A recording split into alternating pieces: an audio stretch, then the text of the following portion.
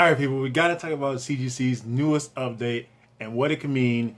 But not only that, there are 6 questions I think comic collectors need to be asking CGC. So let's get into it.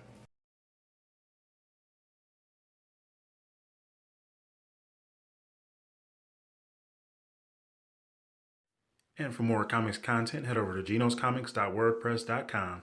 All right, people, so as you saw, CGC dropped another update the other day, press release stating that they will now be adding QR codes to all their labels so you can quickly scan them, check the graders' notes, and you will also be able to, from the moment that press release was announced, you were able to check the graders' notes online, free of charge. You don't even need a membership to sign up at all. You just go onto the website, input the numbers, and boom, I checked it out myself a few times just to see, and it goes right to all the information that you need for each book, the title, issue number, data was graded, creators, and their creators credits, and all the graders notes are listed there, all the information that you need there. So that's great, right off the bat. So now, if you don't remember, not even 2 months ago, they announced that they're removing a bunch of defects from all their labels, not everything, but just a significant amount of them. And it caused quite a bit of stir. Everybody's kind of wondering the motives behind it. I did drop a video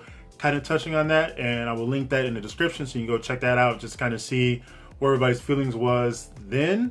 But now we have this, we got the QR code and the free graders notes, actually free, because before it said part of their motivation was, oh, everybody already has access to free graders notes, but that was because it came part of the paid membership, which, hey, that's not how free works.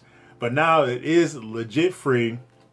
So we got all that. So now it doesn't completely erase everything from the first update, but this is definitely a step in the right direction, which is a significant change as you go from the least convenient level of access behind the paywall to one of the most convenient, being free. Now, obviously, the most convenient way is still having all the defects listed on the label, but that's not where we are. But so we have all of that, and I'm curious what everybody thinks of that. But while we do have that update, and it is definitely a good step in the right direction for transparency and access, I think there are 6 lingering questions that the comic community still needs to be asking themselves or CGC. And you don't even have to be a CGC collector, graded comic collector at all, but just if you're a curious soul, these are 6 things that you might still be having in the back of your head, kind of wondering what's really going on, because transparency and corporate motives are questionable at best at any given time.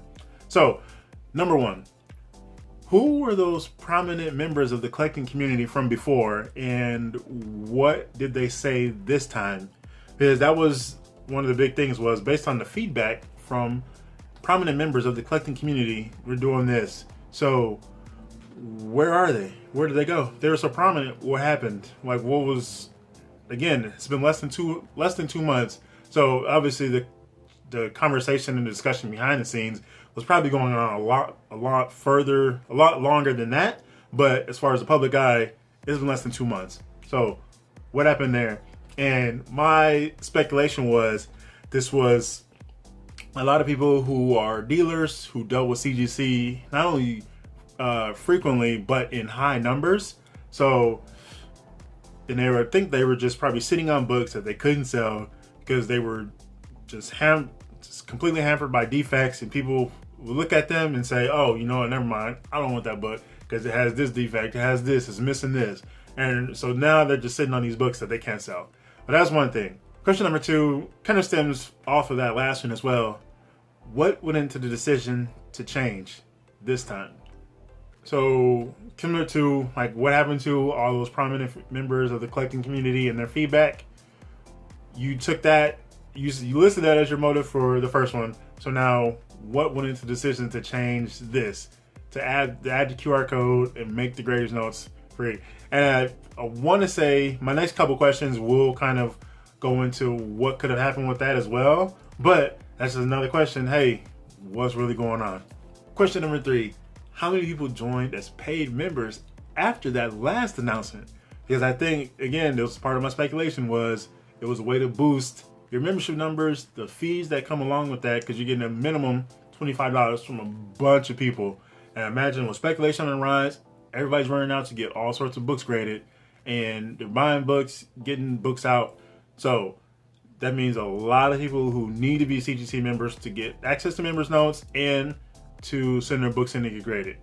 So that had to be just imagine the amount of people that had to have signed up. And even just planning that, you're thinking, okay, a lot of people, we see all the numbers, we see how many people are sending books in from our dealers and just from individual people, and we're seeing the sales that are going on. That number is not insubstantial. That is a considerable amount of revenue that could be brought in. So they were definitely looking at that, and that had to be a crucial element into that previous decision. But stemming off that, question number 4, how many people canceled their memberships? Because I imagine this definitely, as you saw with my video and several other people who made videos and blog posts out there touching on the subject, sharing their kind of opinions and speculation, I imagine a lot of people had to say, you know, this isn't right, I'm not doing this, and there could have been a drop off of members as well. And I don't think it was enough to kind of outweigh the people that signed on, but it had to be something that they saw. It was like, oh wow, people are canceling their memberships. This is not a good decision. People are not liking this. But that's just kind of just one of those things that you do when you're doing business. Question number 5: how many comics were processed in that short time span between the last update and announcing this change? Because now you have to worry about the books that are floating through the system. Now, granted, everybody's with the update, it kind of mitigates that a little bit, but you still have to, again, just question that you might possibly still have after this newest release. So it's just a thing, there's a number of books that were processed in that month and a half that are just kind of floating out there that are kind of questionable, and you have to wonder, the books before, you're all good if they didn't have any notes, it wasn't significant, and now here we are going forward. But it's still just one of those little things. This is probably the least significant of the questions, but just something that a collector might have in the back of their head. And number 6 was really kind of a bonus one I threw on because it felt like being a menace. What was it all for? If you do all that, you mentioned the prominent members of the collecting community, their feedback, and the specific defects. You're like, all right, we're getting rid of these, and now we're coming back to do the QR codes, which CBCS has already been implemented, and you're announcing the free graders notes are actually free to everybody. You don't even have to be even signed up. If as a free member, you can just do it just right on their homepage or scan the QR code when they'll start getting released. So to get all that, to take that away, just what was it all for? What was the reason? What were the motives? Again, corporate motives. But I don't know, just finally wanted to share this. I did do this on my blog, GENOTHADRAGON.wordpress.com, soon to be Geno's Comics. I just posted this the other day, but I wanted to bring it to you in video form as well, and just kind of see, keep the discussion going, get everybody's opinions, and kind of see where everybody kind of stands on their viewpoint, and see if anything has changed from that previous announcement to these 2 changes, and just kind of what are you thinking, especially if you're a graded comic collector, you're a CGC collector.